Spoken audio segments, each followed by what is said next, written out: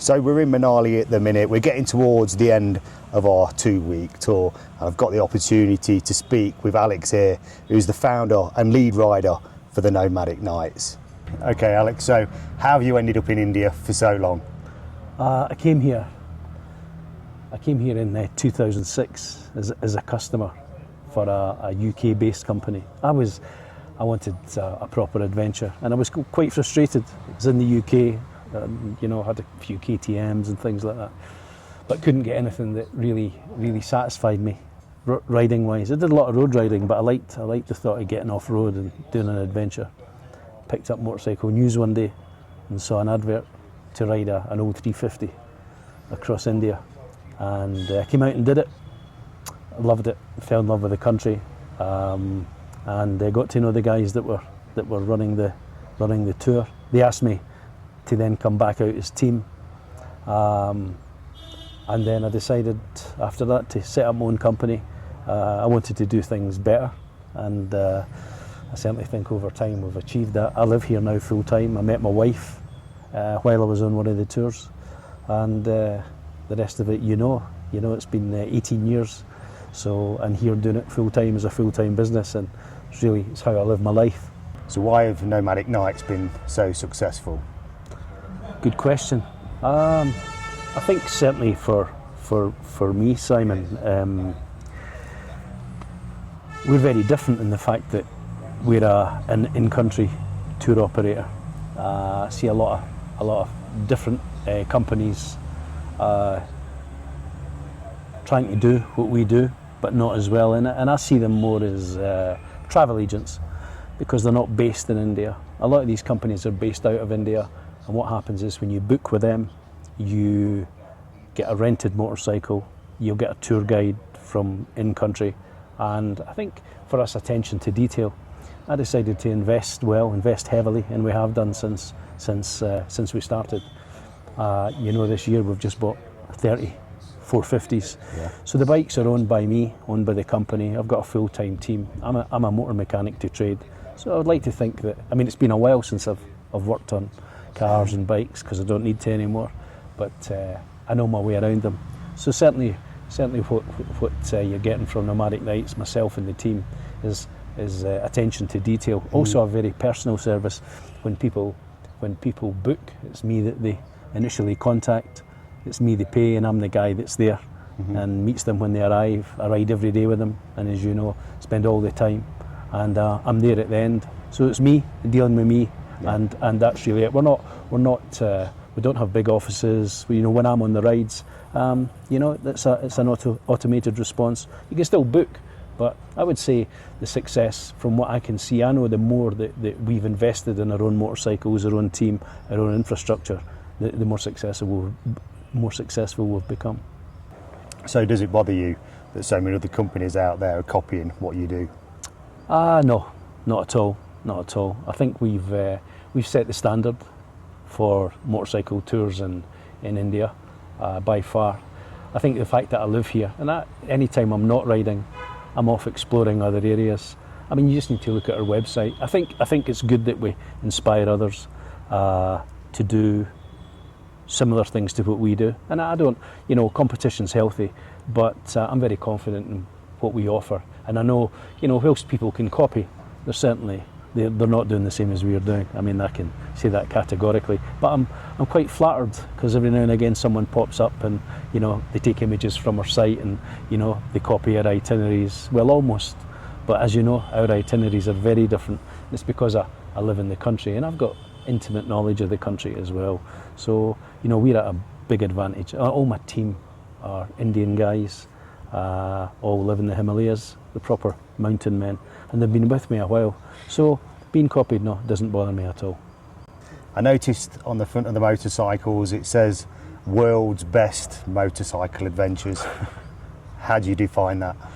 Well, to be fair, those are not my words. These are the words of the riders that have ridden with me. I can say without a shadow of a doubt that there are people that come out and ride different parts of the world. This is not when they ride with Nomadic Knights. It's not their first ride, but I can assure you that everybody that comes tells me that this is the best best that they've done. And I think we've got a section on the website called Riders Stories, and you know, I think the photographs and the stories speak for themselves. And also, I mean, we've got a huge amount of people that come back. A lot of the times somebody will do a ride with us, and within, you know, a week of getting back, they've booked up again. So, you know, the proof's in the pudding. And even on this ride, there's a couple of guys that are joining us on the October Everest ride, just on the strength of what we do here. So, so I'm only going. I think we can, anything that we say, anything that's on the bikes, anything that's on the website, we can back that up by what we do. So yeah, easy. The world's best motorcycle adventures. So we're obviously just finishing our Roof of India trip, but what other rides do you have available? We've got 3 rides really that we focus on. So we do this, which is the Roof of India, which goes, we concentrate in the North Himalayas, or the Himalayas, depends how you want to say it, up into Kashmir, Himachal Pradesh. This is rides that we run in June, July and August every year, same months. You got to, because of the weather. We really follow where the weather is good. In September, October, we do Everest. That starts in Nepal. We cross into Tibet and then come back and finish in Nepal. And then we do a South India tour in usually January, February in South India. After the Everest ride, we take a bit of a break. So November, December, we chill a bit and just get ready, prepare.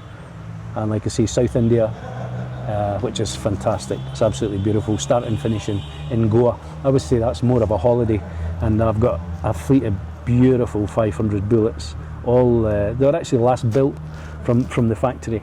They were the last of the run. So we got the very last of them built just for Nomadic Knights. And I used them. We started to use some other bikes on that as well. And then April, May, back to Everest. So 4 trips a year to Everest, 3 Roof of Indias, and 2 Grand Canyon rides, which are the South India rides. They're all very different, but all challenging. All challenging. All they have to be. So what would you say to anybody that wants to join one of your tours?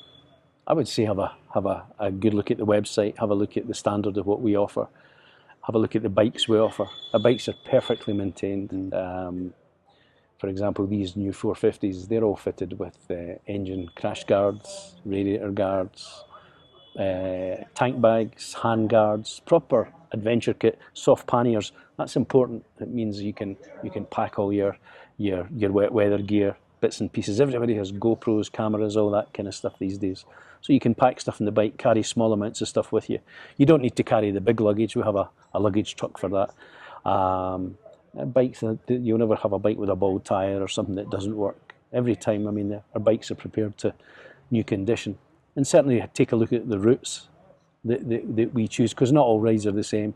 And like I say, the route that we take, certainly on the Roof of India, and in fact all 3, are very different from what everybody else offers. I love what I do, Simon, and I'm there, I'm on the ride. So there's no hiding place. You know, it's not like you can, if you have a complaint or anything to say, or you need something changed, you can talk to me right then and there. And we deal with everything as it comes. So again, that's one of our strengths. So I would say that you know, if you're looking for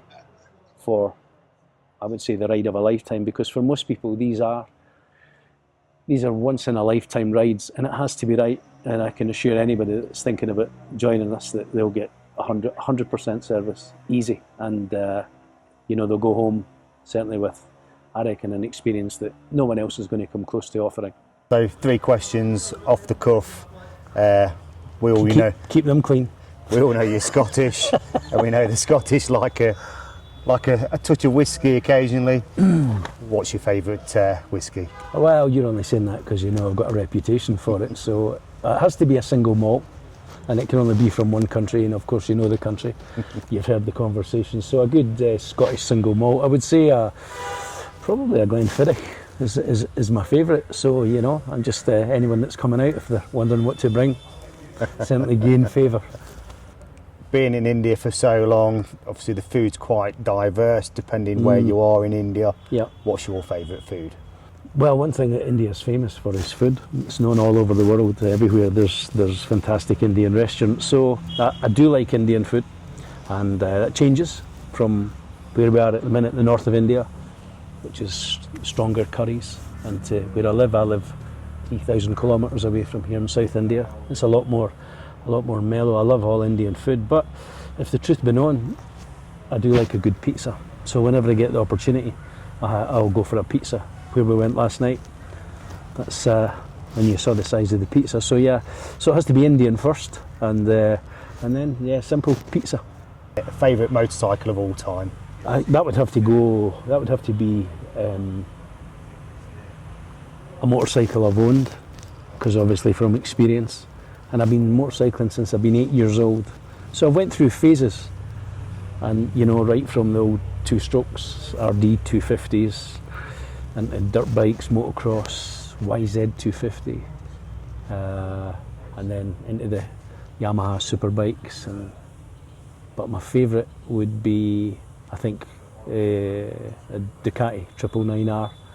I had one of them. I bought one of them brand new, 2003, and it wasn't the fastest, and I had a GSXR, tuned GSXR at the time, which was super fast, R1, all that kind of stuff. But I would say in terms of rideability and how quick I could actually ride it, and the uniqueness of it, it was like a world superbike replica.